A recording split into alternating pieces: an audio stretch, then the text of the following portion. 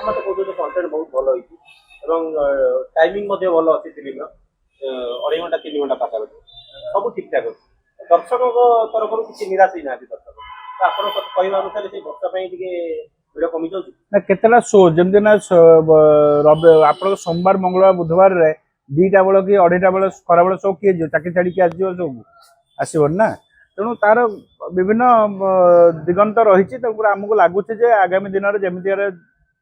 ଜିନିଷ ବଢିବାକୁ ଲାଗିଛି ଚାଲିବ। ପ୍ରଥମ କଥା ହେଲା ଆପଣଙ୍କୁ ଟିକେ ଟାଇମ୍ ଦରକାର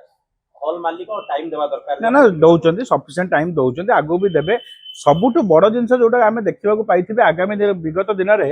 ପ୍ରଡ୍ୟୁସର ଆପଣ କେବେ ଏକାଠି ବସିକି କୌଣସି ବାଇଟ୍ ଦେବା କିମ୍ବା ଇନଫ୍ରା ସେୟାରିଂ କରିବା ଯେମିତି ଆମେ ଏବେ ଗୋଟେ ଅଟୋ ଆଗ କାଳେ ଯେମିତି ନା ଅଟୋ ଚଲେଇକି ପ୍ରଚାର ପ୍ରସାର କରୁଥିଲେ ଆମେ ଏଥର ଗୋଟେ ଜଏଣ୍ଟଲି ଅଟୋ ଅପରେସନ ବି ଆରମ୍ଭ କରିଛୁ ଯେ ଇନଫ୍ରାଷ୍ଟ୍ରକ୍ଚରଟା କେତେ କମରେ 2 ଜଣ ସେୟାର କରି ଚଲେଇ ପାରିବୁ ଏବଂ ଆମେ ଅନେକାଂଶରେ ସଫଳ ମଧ୍ୟ ହେଇଛୁ ବର୍ତ୍ତମାନ ଭୁବନେଶ୍ୱର କଟକ ବ୍ରହ୍ମପୁର ଆପଣଙ୍କର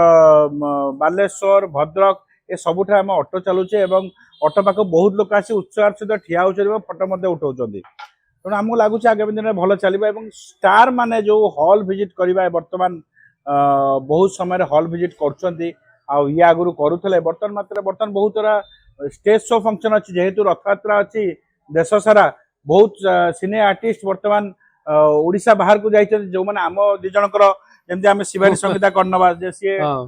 she is a fabulous star ତାକୁ ସମସ୍ତେ ହଲ୍ରେ ଖୋଜୁଛନ୍ତି କିନ୍ତୁ ତାଙ୍କର ଯେହେତୁ ଅନ୍ୟ ଅକୁପେନ୍ସି ରହିଛି ବିଭିନ୍ନ ମଣ୍ଡପ ଆଉ ବିଭିନ୍ନ ଇଏକୁ ସେ ଯାଇ ତାଙ୍କ ନୃତ୍ୟ ପ୍ରଦର୍ଶନ କରୁଛନ୍ତି ତେଣୁକରି ତା ପାଇଁ ତାଙ୍କୁ ଯିବାକୁ ପଡୁଛି ଏବଂ ସେଇଟା ବି ଗୋଟେ କଲଚରାଲ ଫେଷ୍ଟିଭାଲ ଅଫ୍ ଓଡ଼ିଶା ତେଣୁ ଆମେ ୟାକୁ ମଧ୍ୟ ସ୍ୱାଗତ କରୁଛୁ ଏବଂ ସେଥିପାଇଁ କିଛି ଲୋକ ଅପେକ୍ଷାରେ ଅଛନ୍ତି ଯେ କେବେ ମ୍ୟାଡାମ ଆସିବେ ଏବଂ ସମସ୍ତେ ଦେଖିବେ ଆପଣଙ୍କୁ କଣ ଲାଗୁଛି ଶୋ ଯଦି ନାଲି ହଉଛି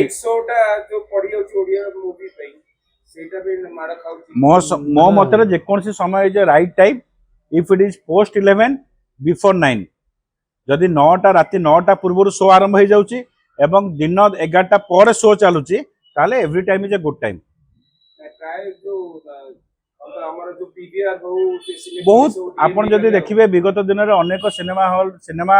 ଓଡ଼ିଶାକୁ ଆସିଥିଲା ଯୋଉଥିରେ କି ଲୋକ ରାତି 12ଟାରେ ମଧ୍ୟ ଟିକେଟ ବୁକିଂ କରିଥିଲେ ସିନେମା ଭଲ ହେଲେ ଲୋକ ଯିବେ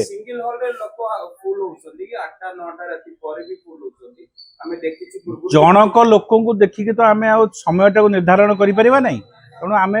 ଅନେକ ସମୟରେ ନା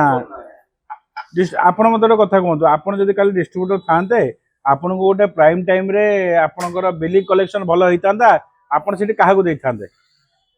ସର୍ଟନଲି ଓଡ଼ିଆ ସିନେମା ପ୍ରତି ମୋର ଭଲ ପାଇବା ଅଛି ଓଡ଼ିଆ କଲଚର ପ୍ରତି ମୋର ଭଲ ପାଇବା ଅଛି ଓଡ଼ିଆ ଲାଙ୍ଗୁଏଜ ପ୍ରତି ମୋର ଭଲ ପାଇବା ଅଛି ତା ମାନେ ନାହିଁ ଯେ ମୋ